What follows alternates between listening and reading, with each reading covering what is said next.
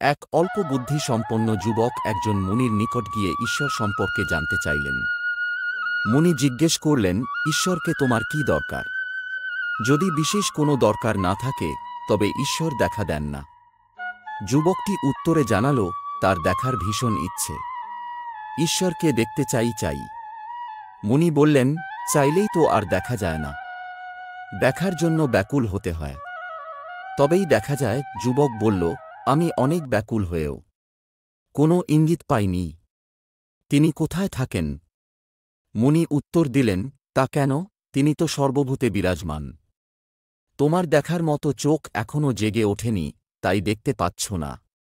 নাছোড়বান্দা যুবক কিছুতেই শান্ত হচ্ছে না, বরং মুনিকে একটু আঘাত করেই বলে উঠল, আপনি যে বলেছিলেন দেখাতে পারবেন, তবে দেখিয়ে দিন না এখন, তবেই না বুঝব আপনার কথার মূল্য আছে। মুনি আধ্যাত্মিক শক্তিসম্পন্ন, তিনি জানেন এই যুবকটির অন্তরে ঈশ্বরভাব রয়েছে এবং সে ওই বিষয়ে অকপট।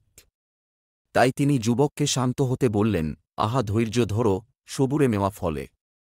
মুনি যতই বলছেন ধৈর্য ধরতে, এই যুবকের ধৈর্যের বাঁধন যেন ততই ভেঙে যাচ্ছে।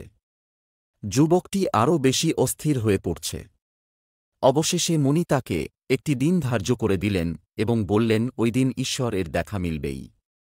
যথারীতি ঠিক সময়ে সেদিন যুবক পৌঁছাল। তাকে দেখেই মুনি বললেন, আমি স্থির করলাম, তোমার জন্য ঈশ্বর দর্শন স্থলের চেয়ে জলেই সহজ হবে এবং অল্প সময়ের মধ্যেই দেখা পাবে। এদিকে যুবকের কি আনন্দ! আজ ঈশ্বর দর্শন হবে। মুনি যুবককে বললেন জলে নামতে, তার সাথে তিনি থাকবেন। গলা জলে নেমে যুবক অপেক্ষা করছে। মুনিও জলে নামলেন। যুবককে বললেন, ওই জলে ডুব দাও। আর দেরি নেই। সময় ঘনিয়ে এসেছে, যুবক ডুব দিল। তখনই মুনি জলের মধ্যে ডুবন্ত অবস্থায় যুবকের ঘাড়ে ধরে থাকলেন। কয়েক সেকেন্ডের মধ্যেই যুবকের প্রাণ যায়। সে উঠবে, কিন্তু মুনি ধরেই আছেন। অন্তিম অবস্থায় তার ঘাড় থেকে হাত সরালেন। জিজ্ঞেস করলেন, কি হে, কেমন দেখলে?